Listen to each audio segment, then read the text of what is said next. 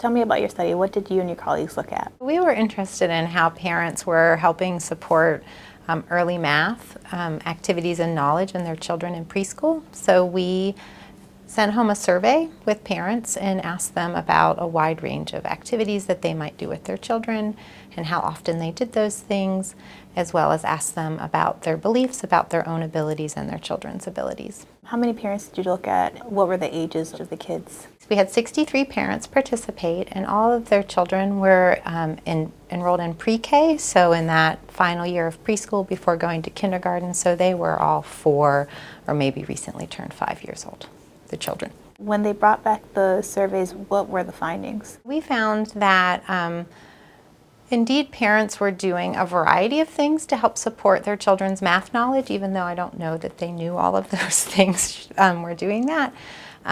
We knew that parents do some things with numbers at home. They do things like count objects and they compare quantities. Sometimes they add simple sums together.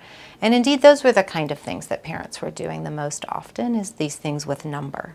But they were also doing things to help support their kids' spatial skills, which are important for math, and that included things like building with blocks and Legos and doing puzzles and using lots of spatial words like up and beside and under.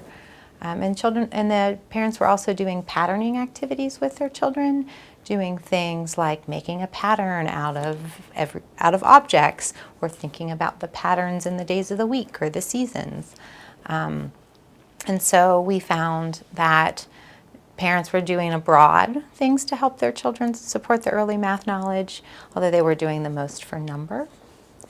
The other thing related to kind of figuring out, there were of course lots of differences in what and how much parents were doing.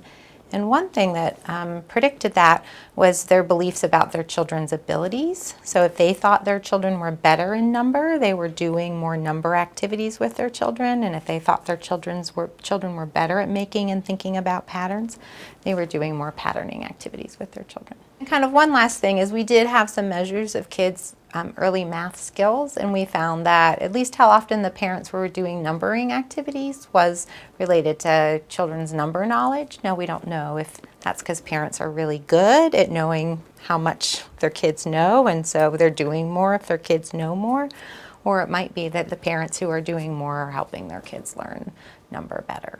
What do the findings suggest? We like to encourage that there's lots of things that parents of preschoolers can do to help support their early math knowledge, and there are lots of fun things. We're not asking you to, and not suggesting that you do worksheets or things with your children. One implication is that parents are already kind of naturally doing things with their kids that help them support their early math knowledge, but at the same time there were a lot of things that parents could be doing at all or more often that I think they might not even be aware are helpful for their kids' early math knowledge. And that goes beyond number to thinking about spatial and patterning things. And that having positive and senses of your children's ability to do those things might encourage you to do them more. What kind of things can parents, or were parents already doing that they didn't know that was kind of broadening out those skills? I think a lot of parents don't think about the opportunities that doing things like building with blocks and doing puzzles are for helping support their kids' spatial skills, or when they're thinking about patterns in the days of the week or the seasons, or when they're making patterns with objects, that those kind of things are also things that can be helping support their kids' early math knowledge. What is the takeaway message that you want parents to have? I think the thing is, find lots of fun, playful things to do with your children at home around math, and those should be both number things but also things like spatial and patterning activities. There's more to math than number. How can parents encourage their kids to want to do these things? I think the main thing is to remember that these are fun, playful activities. They're playing board games, they're playing card games, they're building with Legos, they're playing with lacing beads. They're just fun activities that you can embed it in. And so children are pretty motivated to do these things, and they really enjoy doing them.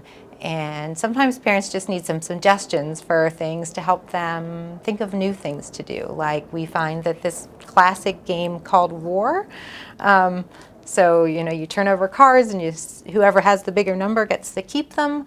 well, gosh, this is a game that many of us probably remember playing, but that's such a great opportunity to be thinking about which number is bigger.